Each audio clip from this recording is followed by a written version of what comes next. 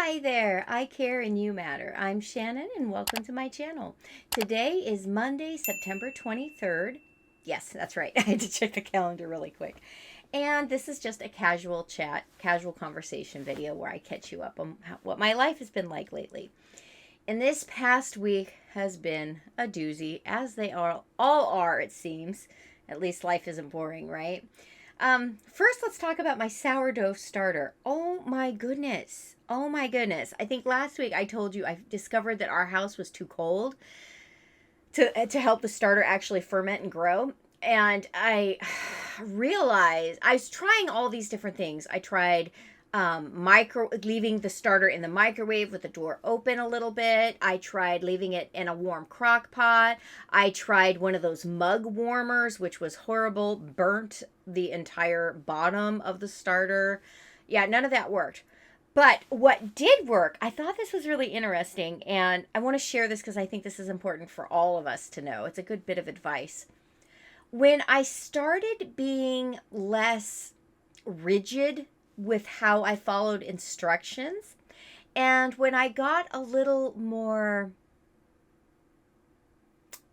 confident in my own ability to judge the quality of the starter, that's when things started to happen. In other words, when I started holding the process a lot more loosely, I was trying to follow all of these rules to the T.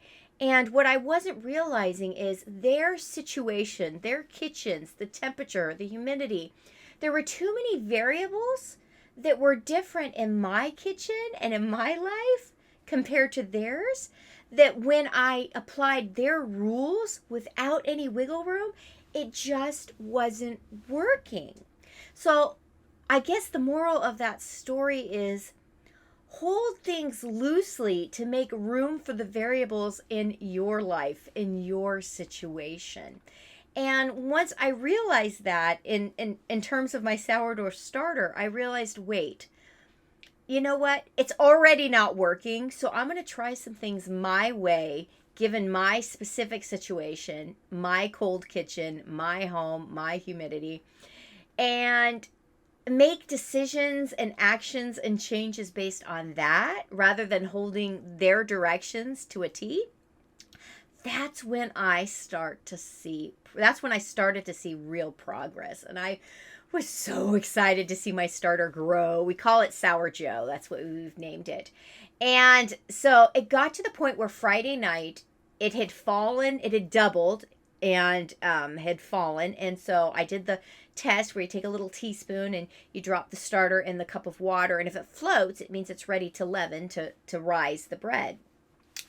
And so I made 2 loaves, and that was a labor of love, let me tell you. And they looked great. I didn't use a Dutch oven. I did what was called open bake, where I put a preheated cookie sheet in the oven and then had a steam pan, just a pan that I poured a cup of water in to create steam in the oven. And I was just really excited about how they looked. They came out crunchy and nice and toasty golden brown on the outside. But oh lordy, lordy, lordy, they were full of bubbles, which is great. And there was a really great chewy, stretchy texture, but they were it's like boat weights. They're boat anchors. They were so heavy. So something wasn't quite right. And so not sure what I did there, but I don't know if it was my husband or Nate said, that's okay. We'll call them learning loaves. So those were my learning loaves. And I decided that, okay, I'm going to put the starter back in the fridge and then I will pull it out this coming Friday. And we're going to start that process all over. But I'm going to try and make rolls this time instead of loaves because, you know, it's almost kind of a blessing that those loaves turned out so poorly in terms of how heavy they were and how dense they were, because they were hard to cut or to slice. So I think, yeah, this week I'm going to try making rolls. And I really hope this works out because, well, my life is too crazy and busy to be making homemade dough. I would be excited to make one batch of sourdough rolls a week and then maybe keep them in the freezer and pull them out throughout the week to make my humble crock pot soups that much more, I don't know, well-rounded, exciting to have. I mean, who doesn't like a hot, fresh roll with homemade soup? So that's my goal. It's certainly not going to be my new hobby. I've got plenty of stuff. I don't need a new hobby. But with the price of food and inflation, it certainly doesn't hurt, and it's better for you. My husband has type 2 diabetes, so I know that he shouldn't be eating bread, but a sourdough roll once or twice a week with a high fiber soup, I think that's a win. So I'm going to give it a couple more weeks. I'm going to try it before I completely give up, because that's the other thing about me. I am really excited to take on projects and try new things. But you know what? I know when to say enough is enough. I know when to cut my losses. And I think that that's a strength. It's not about quitting.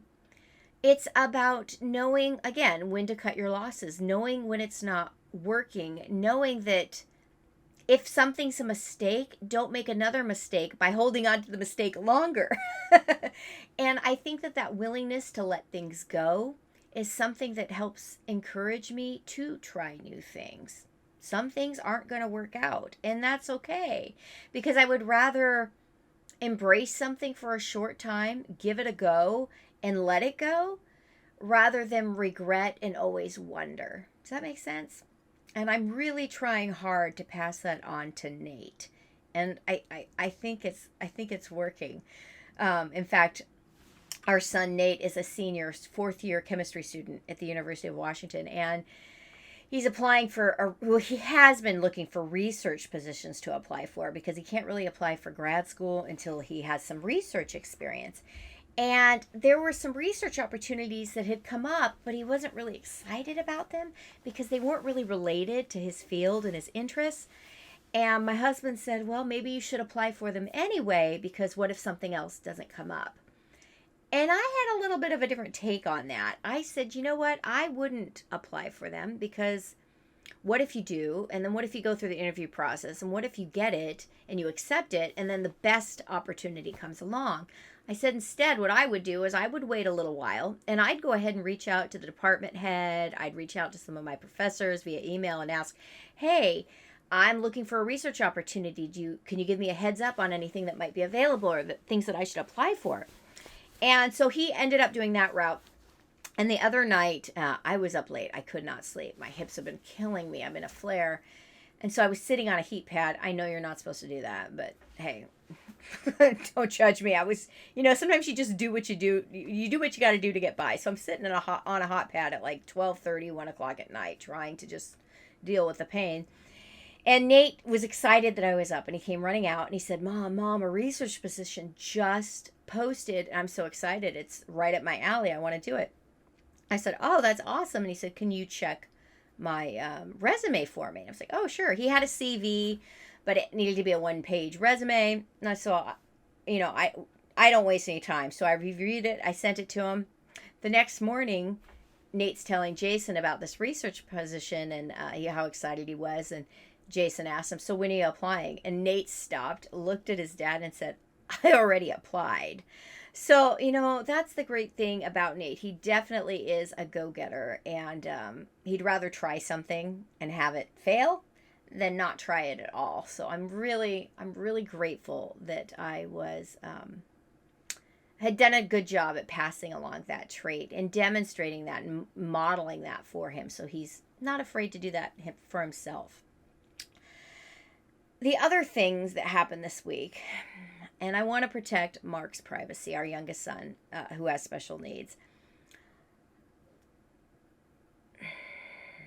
He was in a position this week where he became incredibly violent and aggressive, and I ended up calling the police. And I called the police. I called 911 because I was scared Mark was going to hurt himself or was going to hurt one of us. And I'm going to keep this vague because I'm going to get upset if I talk about it too much. But it was upsetting. And as a mom, you feel like a failure. And I was ashamed and I was embarrassed because Mark's behavior at home was partially in response to a phone call that I received from his teacher. that Mark was being sexually inappropriate with some girls at school. And so it's a whole big ball of mess. And I'm doing the very best that I can to manage the situation, knowing that we can't change others and we can't manage others, can we?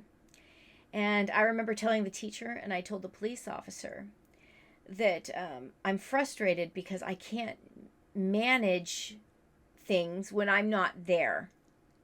In our home, we have cameras going at all times because Mark does require constant supervision, which is taxing on me. I gave up my career as a teacher to parent him. And it's hard to not feel like your life has been in vain when you have a project like this. And by project, I mean him. And his behavior continues to escalate.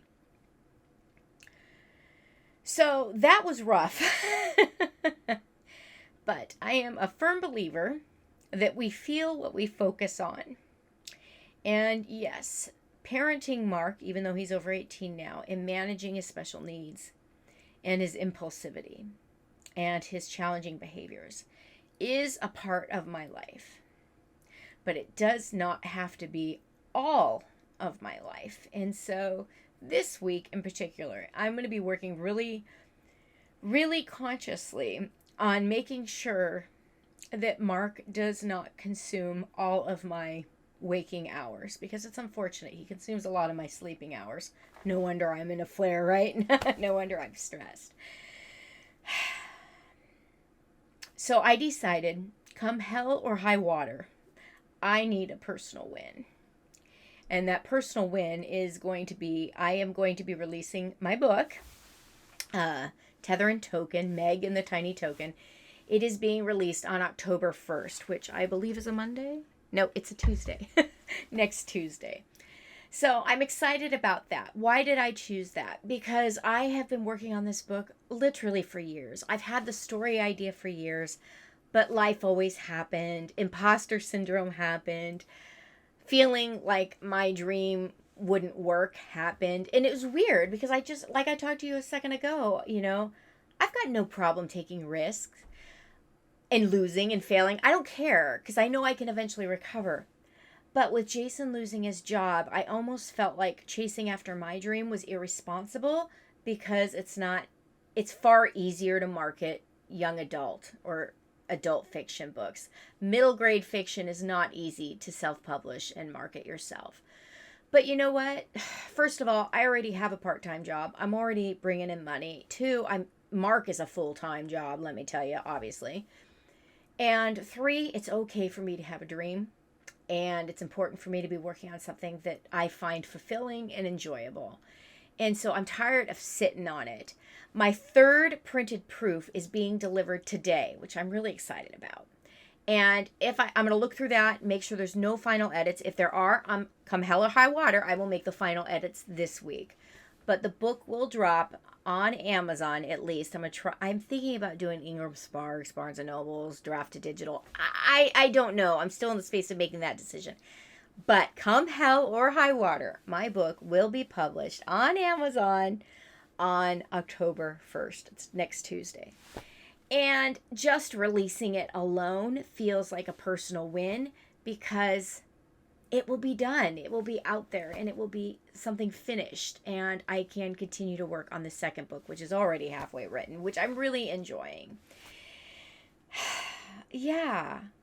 So I'm choosing to focus on that because focusing on something that brings me joy, that I feel good about, that's creative in nature, fills my cup, which gives me more energy. So I'm far less likely to be trying to sputter along and run on empty because I am good to nobody when I'm running on empty. So that has been this week, and it has been a doozy. So please keep me in your thoughts this week. I need all the positive thoughts and energy I can get. But if you've watched this far, thanks so much for being a patient ear, for following along on my journey. And I hope that you've gained something that you personally can take away from this video and put to use for positive change in your own life. Because you know what? Things can get hard. Life can be hard. And I don't think help should be. And I don't think there's enough positive but authentic information out there that's accessible. And that's what I'm hoping that some of these casual chats can be. I will always be real. I will always be authentic. I may not always have a lot of complicated things to say, but what I do share is from a place of personal truth. I live it. And now I'm putting it out there, so hopefully it helps you too. Again, thanks so much for watching, and I'll catch you in the next video.